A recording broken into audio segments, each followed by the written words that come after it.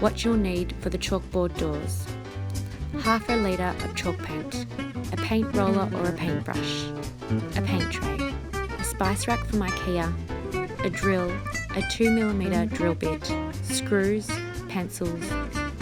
Step 1. Paint the cupboard door with 1 litre of chalk paint. Leave to dry for 12 hours. Step 2. Paint a second coat of the chalk paint and let dry for 3 hours before writing with chalk. Measure and mark out 2 points for the screws where you would like the spice rack to sit inside the cupboard.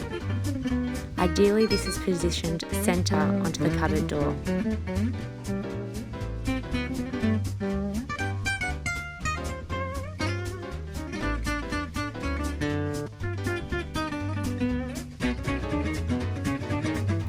Step 2. Pre-drill each marked out point using a 2mm drill bit.